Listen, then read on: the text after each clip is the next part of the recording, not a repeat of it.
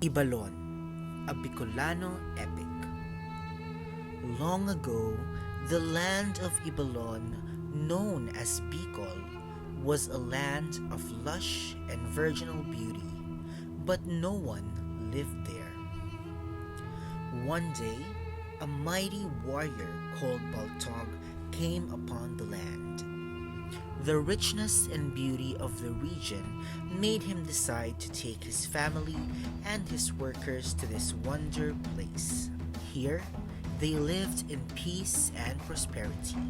But one day, the tranquility of their lives was threatened by a huge man-eating wild boar. The ferocious beast destroyed the linsa or gabi plants and other crops as well. It also killed a lot of people. Soon, vast areas in Ibalon were reduced to waste, and countless people were either killed or maimed. Baltog was dumbfounded as he surveyed the depredation wrought on his kingdom. Leaving his home under the cover of the night, he went to the muddy fields to wait for his enemy. Baltog waited for a long, long time. Finally, when the moon was bright, the man-eating boar came snorting and tearing crops as it went along. Baltog hid under the bushes. When the boar came within reach, he sprang at it. Man and beast tumbled to the ground in mortal combat. Fortunately, Baltog was able to pin down the beast, and summoning all his strength, he finally subdued the boar, not with a spear, but breaking its supersized jaws with his own strong arms. Baltog's victory put an end to a terror that had ravished his kingdom for a time. Ibalon, however, saw few years of peace. One day, huge carabaos followed by winged sharks and giant crocodiles rushed to Ibalon. Every mortal was in fright. Death and destruction took a heavy toll.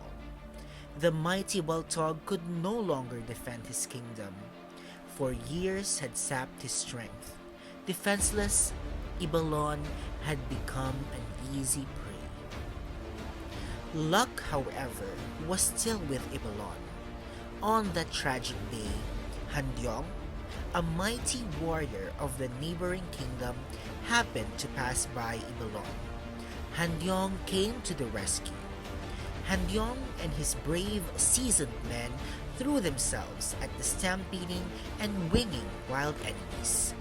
For untold hours, Ibalon saw mortal combat. Blood flowed freely over the land and streams. One by one, they slew the beasts. Only one monster escaped Handyong's mortal blows.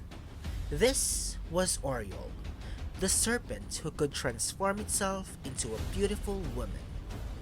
With her seductive words, she was able to entice him. But Handyong pursued her through the forest without rest.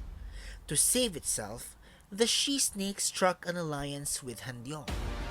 She promised to drive the evil spirits out of the mountains if Handyong would leave her alone. And at last, peace came to Ibalon again. Handyong encouraged the people to plant, invent farming equipments, build bangka and houses. Under his wise administration, Ibalon became rich and peaceful again.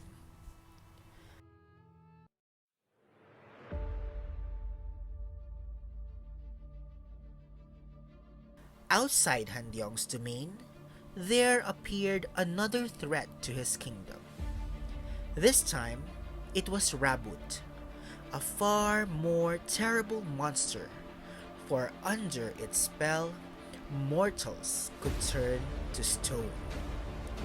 Handyong called his friend and companion, the mighty Bantong, to deal with the enemy.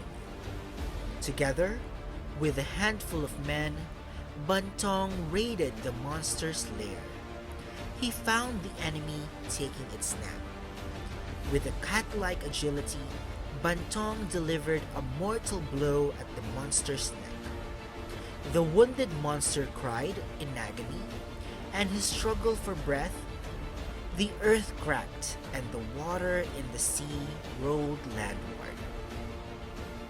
Ibalon underwent great physical change. New islands began to dot the water near the peninsula.